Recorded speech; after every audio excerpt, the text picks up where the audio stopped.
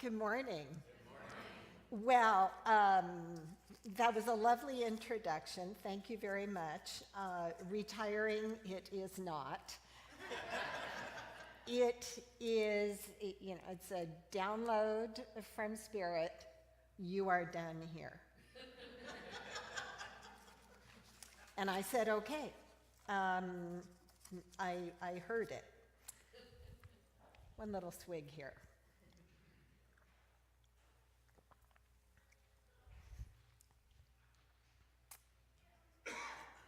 Beautiful song. The words, the harmony, really touched me. Thank you. So, as Reverend Mary said, the last 5 years I have been working at the Centers for Spiritual Living Home Office in Golden, Colorado. The elevation there is about 7,700 feet. So it's above the mile-high city.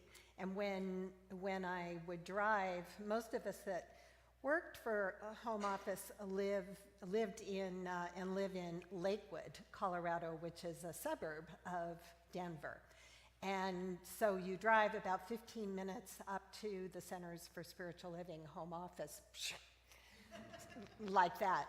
And that means when you go home, like that, and all kinds of weather and stuff like that. So, but very used to working remotely when the weather supports that decision, and it was really a wonderful experience to move there. Over the years, the 5 years that I was there, that was my full-time ministry, and in that form of ministry, I would guest speak only occasionally. So yesterday I was talking with my mom about my talk today and probably shared with her some feelings about it and thoughts about it, and she said, well, don't be too witty, too charming, or too intellectual. Just be yourself.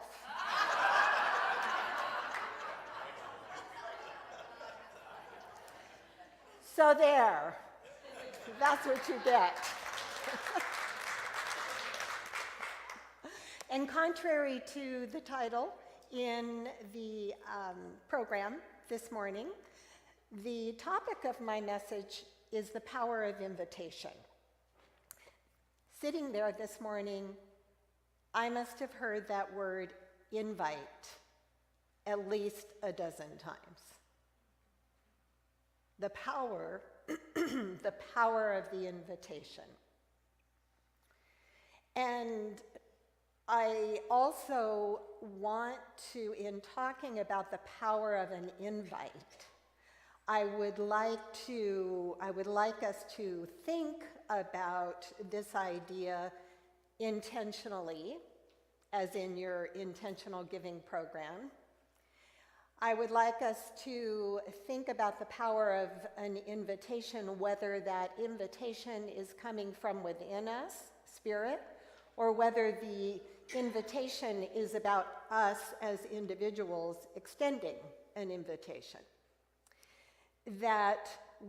I would like us to consider moving out of our comfort zone with the power of the invite. When I was thinking about the idea that the power of an invitation is taking place within us, Spirit is always inviting us, and actually waits our recognition of it, right? One of the principles that we learn in Science of Mind. So there's that part, and then there is also this outer expression of an invitation. And I would venture to suspect that all of you got here in some way, shape, or form by invitation. Either way.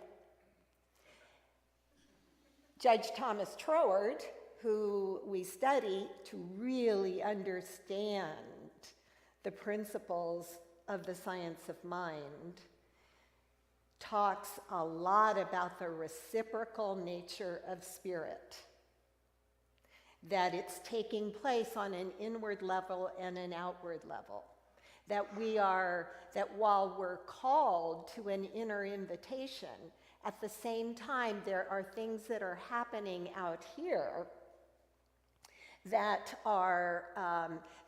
we have choice to respond to. So in speaking about the power of the invitation, I recognize that that can happen in a moment in time. And that moment in time can shift the outcome of a relationship with myself or with another, or as in the case of a church and the teaching, a moment in time that changes our lives for the better. And sometimes that inner experience is one that it seems like we have no choice but to accept. And when I think about that for myself, there have been times that I have heard, "You're done here." And I did not accept that invitation.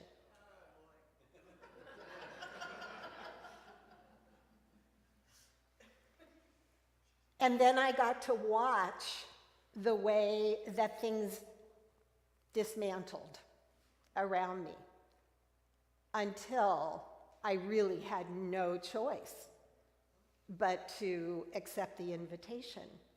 You're done here. Now, I also want to share with you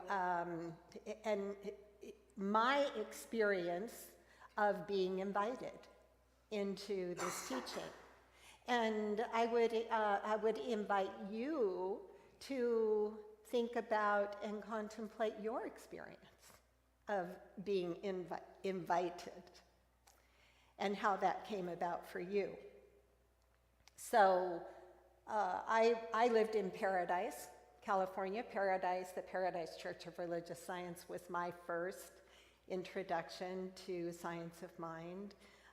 Reverend Mary mentioned Dr. Carolyn McEwen and her husband, Dr. John McEwen, and they were both co-pastors at the Paradise Church. Dr. John was the one that spoke every Sunday, and Dr. Carolyn taught a lot of classes and did most of the spiritual counseling, and they were called the head and the heart. And I had a girlfriend who went to the church, and as I shared at the first service, I was aware of her attending the church, and I started noticing that she seemed to become smarter as she was going to the church. And she said profound, thought-provoking things. Well, I didn't realize it at that time, but that was an invitation.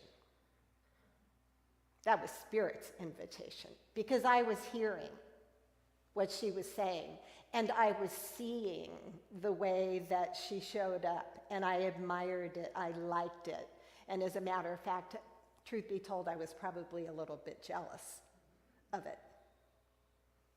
But for me, my life appeared to be going in a different direction. And one day I was driving down the road, she was in the car with me, and she said to me something to the effect of, what you think about and what you believe is what you experience. And this was in the 80s.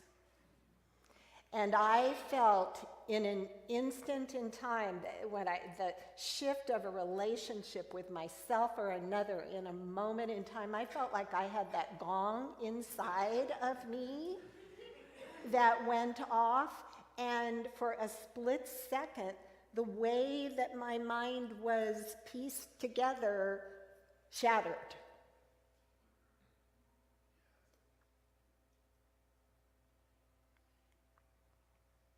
But I put it back together pretty quickly. And then the invite was simply, Christine, you're a mess. You need to come to, I want you to come. And there's a really wonderful, attractive woman minister who has red hair, and I'm a very visual person. You know, Spirit knew exactly how to construct this invite.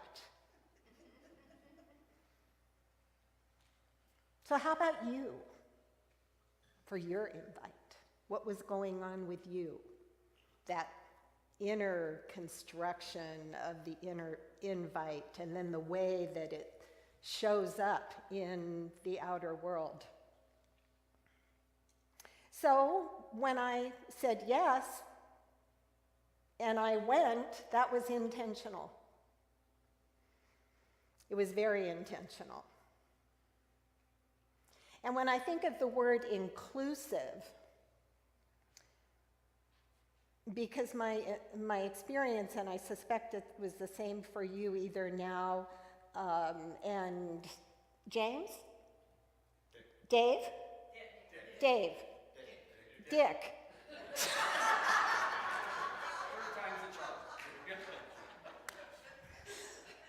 Monster Mash guy. You said it. Now, see, I completely forgot what I was going to say because of the name thing. You're not done. It's still happening. It's happening at all levels.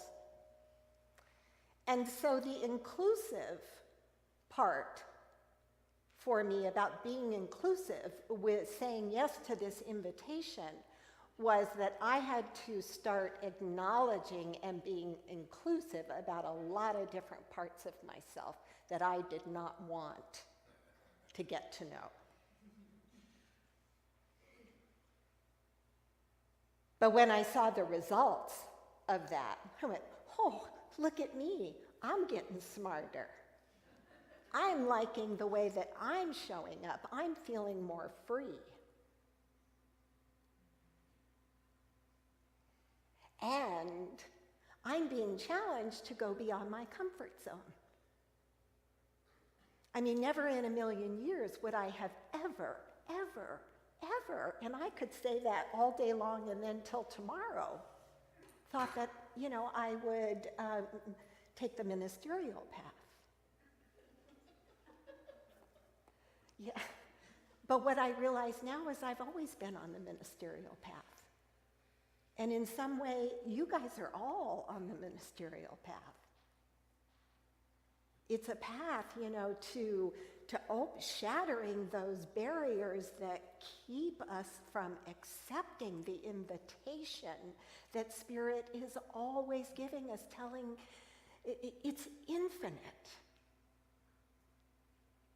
So, you know, we want to have these moments where we celebrate the accomplishments of what we've embodied. But there's more. Now, I know from working at home office, and my particular job at home office is I'm done November 30th. Been working remotely, even though I've been living here since June. And by the way, may I just share with you, for my own edification, November 30th is my birthday. And that's the... Now, I didn't choose that. I mean, I chose my birthday, but I didn't choose to end November 30th.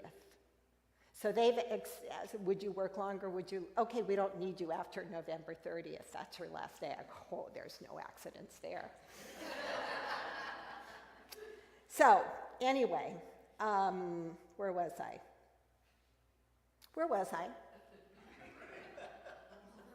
Yes, what I know, thank you.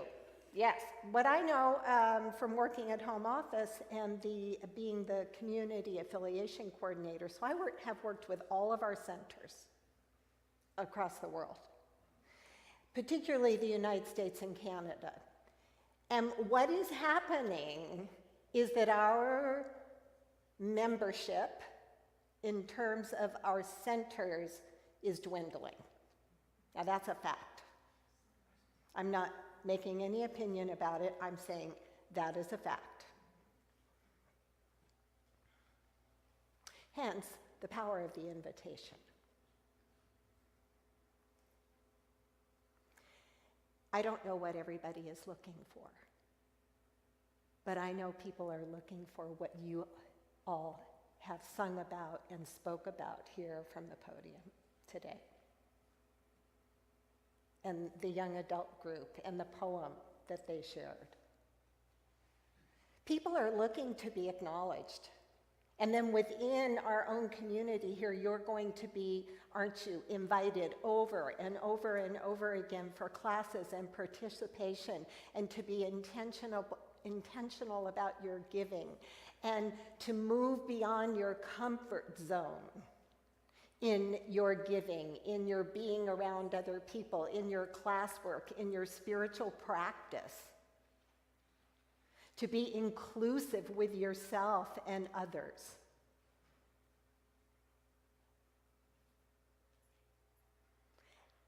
And so it's probably fairly easy for us to extend an invitation to someone we know pretty well, someone that thinks like us, looks like us, somebody you would be really comfortable with having, sit next to you on a Sunday or in class. But I'm talking intentional and inclusive and moving beyond our comfort zone in the power of the invite.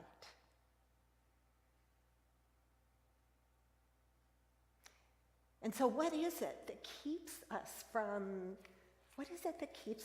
doing that? From making that invite? What is it that keeps us in our living outside of our spiritual community from moving into areas and around people and circumstances and situations that we're not comfortable with? See, I used to completely buy into the idea of my preference. Well, this is my preference. And now I'm asking myself some different questions about that. I'm asking myself, where can I be more intentional? Where can I be more inclusive in my invitation? Where can I go beyond my comfort zone, even in my daily living?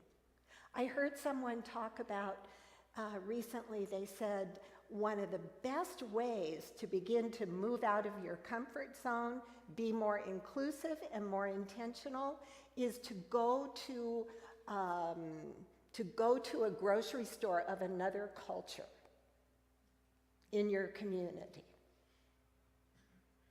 Now, when I used to live in Yuba City, which was a highly populated Sikh community, and a very high population of East Indians and speaking Punjabi, and they had a lot of festivals, owned a lot of businesses, but it was really interesting to go and be in their culture and to feel, on one hand, my intrigue, on the other hand, my discomfort. To notice my judgment, to be inclusive with myself in my judgment. And so it's all well and good for us to say, we are the science of mind and our centers for spiritual living. This is a culture of inclusiveness. But is it really? Look around. And what is our part to do in terms of an invite? I leave that up to you. I'm just posing the question because it's something I've been thinking about. Now, as far as a straight invitation, how many of you were invited by someone? I'd say the majority of you. And then in some way or another, whether it was that divine intervention, showing up as a friend or whatever, you became aware of the teaching, right? And that was an invitation. And you had to say yes to it. Well, I did a little investigating on some statistics. And it says, the question is, what initially brought you to your spiritual community? 6 to 8% walked in by their own initiative. 2 to 3% liked a program that was offered. 8 to 10% liked the pastor. Uh-oh. 3 to 4% had a need met by the church. That's that community outreach. 1 to 2% knew of or heard from a friend the ideas of what we believe. 3 or 4% by a youth program. Lastly, do the math, 70 to 85% by invitation of a friend.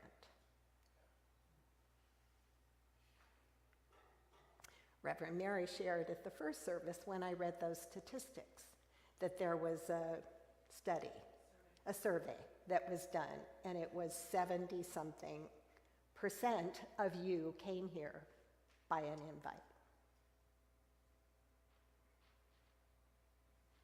So I say to myself, if Spirit is always inviting me to embrace and to embody intentionally and inclusively, and which means I'm going to be uncomfortable. If Spirit is always inviting me to step in to more of my infinite potential, then out in the world, and even in my spiritual community, what's the power? What power do I have in an invite? And what keeps me from extending it? There's a Sufi story that tells of a man who was overcome with sorrow by the human suffering and the conditions of the world. And he was so distraught that he sat down on the earth and he actually just pounded it and saying out loud, God, why haven't you done something? Why? What is this about? And after a period of time, he was exhausted from the outpouring of grief that he was feeling and the expression of it. And he laid down on the ground in silence. And he heard the answer. And God, his own voice, said, I have done something. I sent you.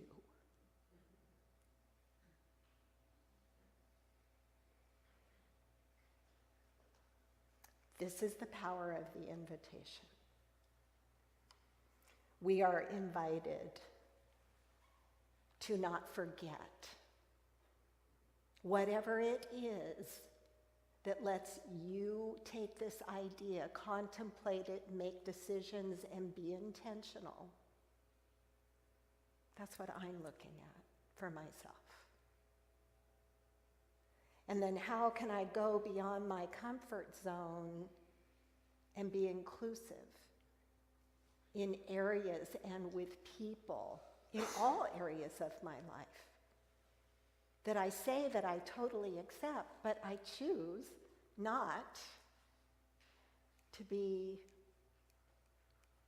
that up close a person with. See what I'm saying? It's a question. And I know that in the question, there is also power. So I want to leave you with the idea from our teaching. And I'm paraphrasing Dr. Holmes. Thank you very much, Dr. Holmes. But he said to think that humankind would be created in bondage and then left alone without the ways and the means to discover our divine potential would be a dishonoring of the thing that we call God. We are equipped. We may not know it. We may not know the way. I have no idea what's happening for me after November 30th, and I am not retiring. So we may not know it. We don't get to know all the details. It's not like talking to Siri or Google Voice, which I discovered on my phone yesterday. Google Voice answers really good. Oh, anyway. And we live in a culture that is being created by our inclusion or our exclusion.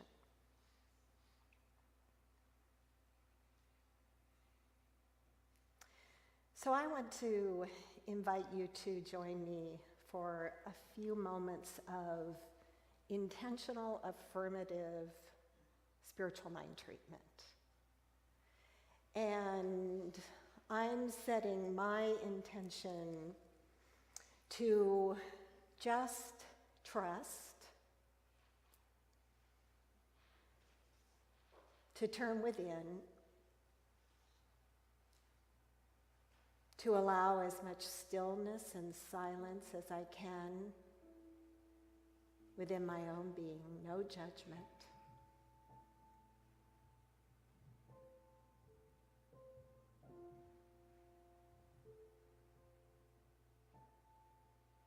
For I know that every moment, in every moment, there is the power of the invitation.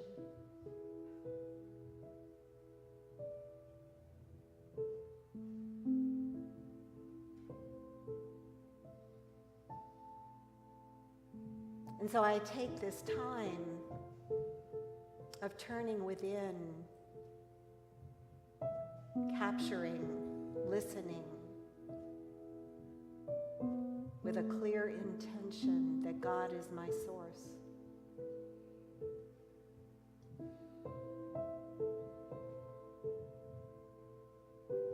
That in truth there is no separation, there is only one here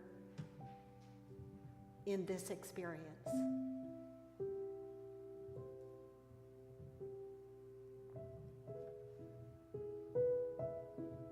And because I have been created out of the I am awareness of unity and oneness, that I am fully equipped and empowered to live my amazing, joyful, free, abundant, creative, expressive experience. I am not alone in spirit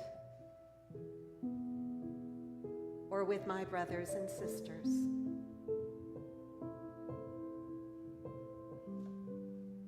And so I open my heart and my mind to look more closely, more intimately, more intentionally at others. Other cultures, other religions, other ideas, other beliefs, other political persuasions.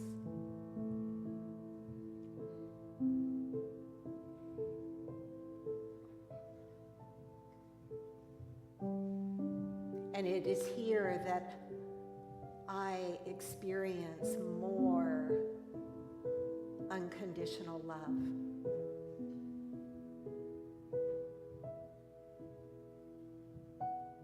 For the love of God, the love that is God, is expressing by means of me and all creation.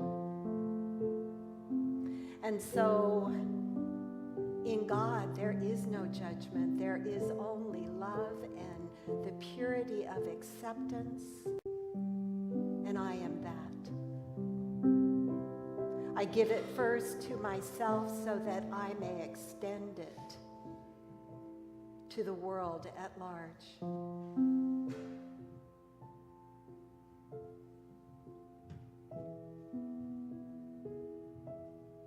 And to move out of my comfort zone and extend all kinds of invitations to myself and to others to be free, to breathe joy, to let go of attachments, to know that all truly is well. And so I give great thanks as I release this, knowing that it comes back to me and to each one of us in the right and perfect ways for each of us. For the law is precise and clear. And in gratitude, and together we affirm, and so it is. Namaste.